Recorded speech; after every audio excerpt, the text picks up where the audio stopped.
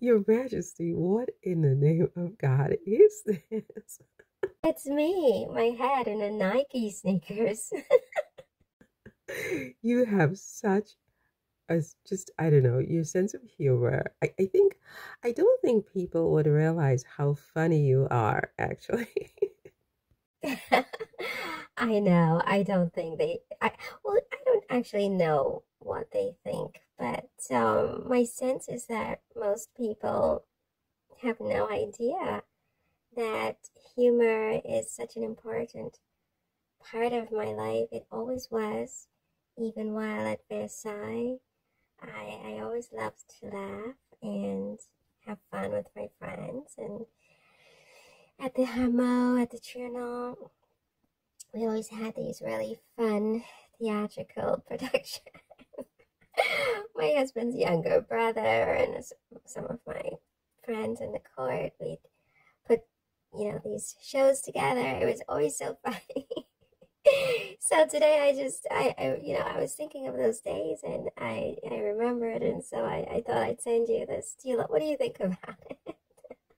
Why Nike? Is that a brand that you like? I know you said you liked Balmain perfume, and I actually yesterday I went looking for Balmain perfume and I couldn't find it. I was at the BHV in Paris in the Marais, and I went down to the perfume section and I looked for Balmain and I couldn't find Balmain there. So I don't know, but I went looking for it because of our talk yesterday or the day before, because you said you liked it. But now I'm like, do you also like Nike?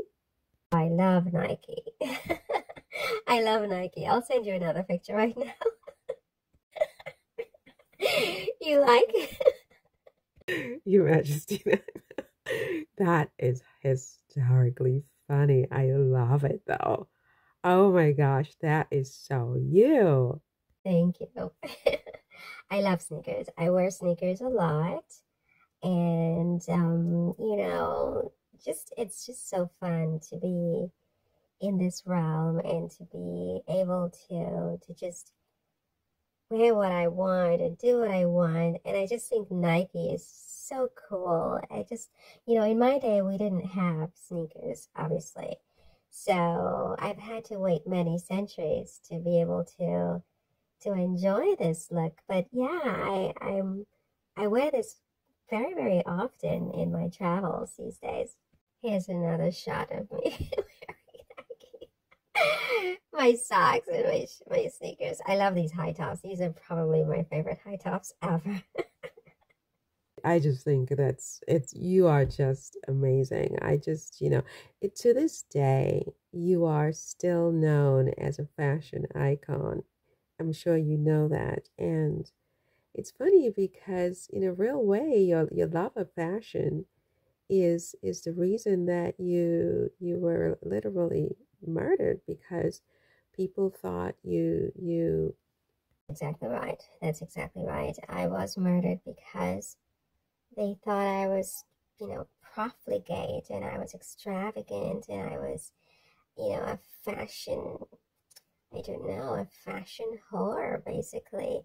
I was just wearing all these clothes and seducing all these men and women, and I didn't care about them. They couldn't eat, and I was like, eat cake, and they thought that all I lived for was fashion.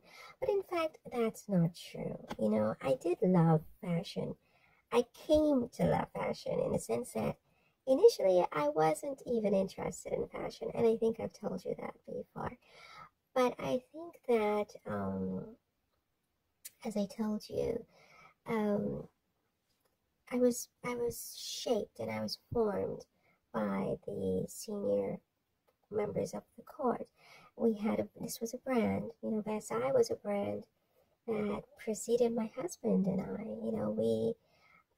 We met Versailles in place when I arrived. Louis XIV is the one who, or possibly even Louis XIII, I'm not even sure, was the one who really created Versailles that we know today. It's definitely Louis XIV. And by the time I arrived, there had been my husband's grandfather, Louis XV, before me, and and his wife, Maria, and then there was my husband and me, and we had to keep the brand alive. We had to be fashionable, and because I was a brand, and so they shaped me to be sort of the the face of the brand, and my clothes had to reflect that. And so it was they who created, and most of these were men. It was the men who were in charge, believe it or not. Believe you. I mean, it was very sort of always very strange to me how people attributed so much power to you, an 18th century woman, because at that time women had no rights really. I mean, okay, I mean, women, there were female monarchs. Your mother was the Empress um, of Austria, but in a real sense, though, you were merely an assistant to your husband. And so it always fascinated me how much power they attributed to you in the end to justify what they did to you. That's exactly correct. I mean, the men at the time were really the ones with all the power. They were the senior royal um, courtiers, if you will, and they decided everything. They had, next to the king, they had all the veto power. They controlled me. They controlled even my wardrobe and what I wore, what I was allowed to wear, right? And in the end, they used that against me, even though this was their doing. It was very, in my view, misogynistic, what ultimately started once they started to move against me, it was really misogyny. It was a lot of men who didn't want to blame my husband, and of course, I don't want them to blame my husband. I would happily take the blame for my husband if it would save him, right? But in the end, I was not in charge. My husband was not this pansy that everybody seems to think that he was. My husband was very, very, a quiet man, yes, but a very strong, principled, intelligent man. He knew what he was doing. He knew what he wanted. He was the leader. He was the head of the monarchy. He was the head of our family, of our marriage. I was his assistant. I was the woman behind him, not the woman behind him telling him what to do, which is what everybody, especially the men in the court, believed. But the woman who supported his decisions, once he made his decisions, I did not ever question my husband's judgment. I respected my husband. This is something I don't think people understand, whether then or now, whether in the court, whether in the palace itself, whether by the journalists, whether by the pundits and the politicians. Nobody understood that then or now, how much I respected my husband and how much in charge he was and not me. But I think that misogyny was so strong at that time, and to some extent even today it's still very strong, which is why I believe that there has never really been any real push to clear my name and that of my husband by the French authorities, members of the government, or just anyone in a position of power to change, how the history books spoke of my husband and of me. Hmm, that's very interesting, Your Majesty. So tell me, what do you in general think about France today? I mean, do you hold in your heart any resentment towards the country because of not only how you were treated and what happened to you, but the way that you're thought of even today, the way that French history and, of course, global history has presented you to, each new generation? How do you feel about France or all of that? That's a very good question. I guess it would be natural if I said that I don't think very much of France, would it? But that's not true. In fact, I love France to this day. I love France. I was never, I'm Austrian. I was Austrian in my last life, and so I wasn't, a daughter of the soil in France. And I arrived at 14, and I was extinguished at 37. So I had about 23 years in France, and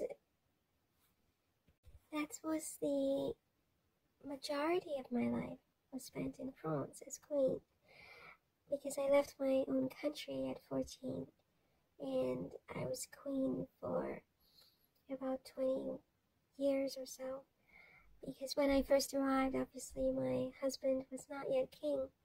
He became king at 19 and I was 18, so I had about roughly 20 years as queen, and I left my country at 14.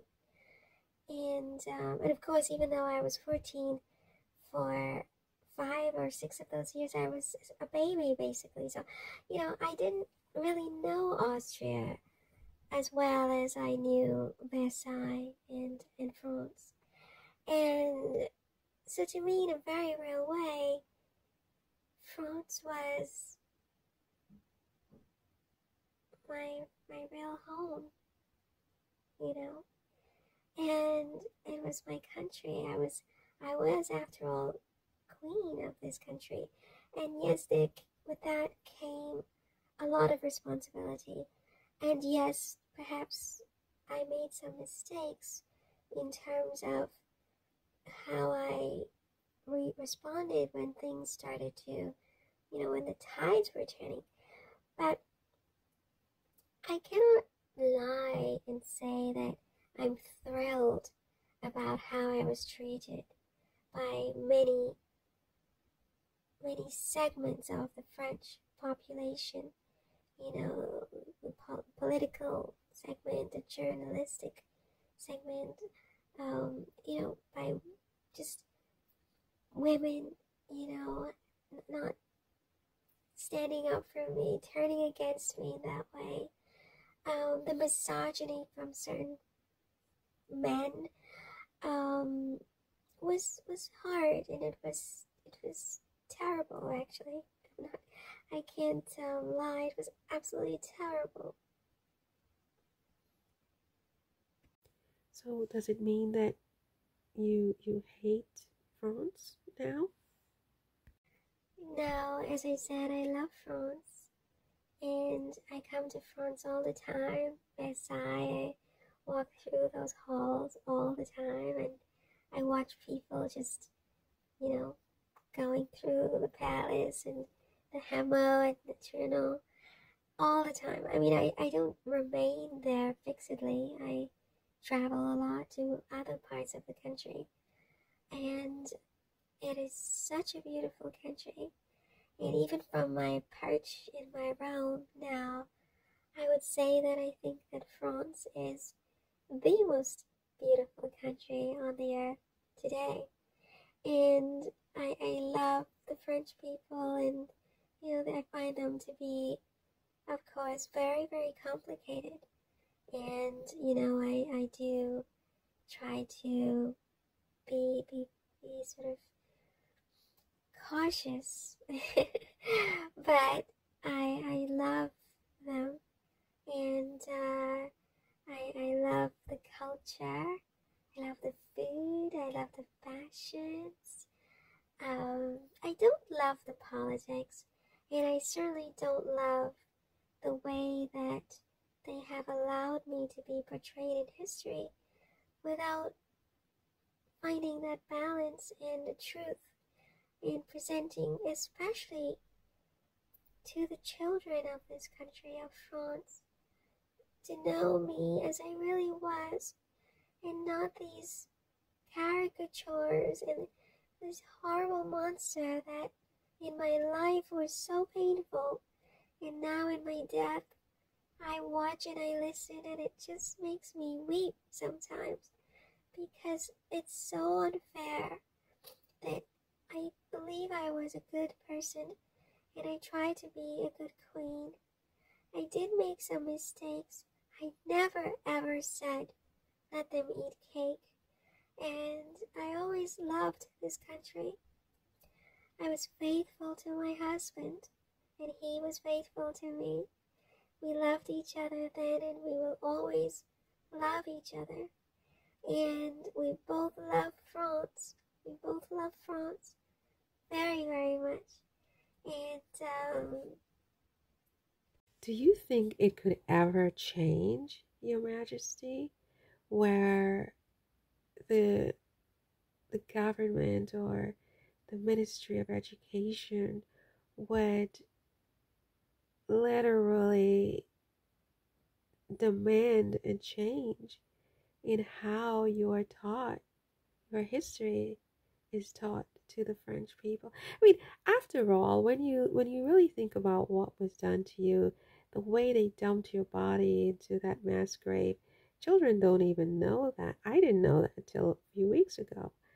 And then, you know, what were you killed for?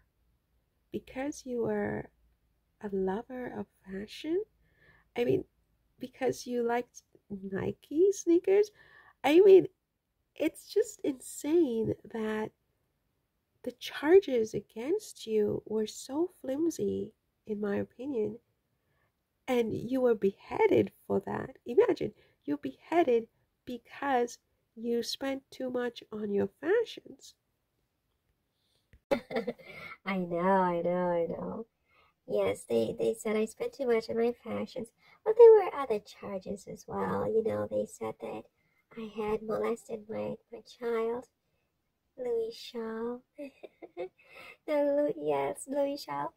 And they said that I had committed espionage, with the Austrians and other European powers to try to, you know, undermine the constitutional monarchy. And, there were so many other charges, but I think what really got under everybody's color was the fact that I was seen as this fashionista who spent too much on my fashions, and a lot of women resented that, and so for them this was a justification for chopping my head off. My goodness, I don't see how that is justice. And I hope that, one day someone will say, look, we have to correct the record officially on Marie Antoinette so that French children will really know who their last queen was, a beautiful and kind woman who loved this country, loved children in this country. You adopted, you and your husband, several children, to my understanding. You gave so much to children in your time. You've always loved children, and they should know the truth. They should not be corrupted, in my opinion, with all this, nonsense about you. They should know you as you truly are. And you're so funny too. That's so sweet. That's really sweet. I'm so glad that I found you and that you can hear me and that we can do this together. I hope that you will write that book one day that you said you want to write and that you will tell the children who I really was.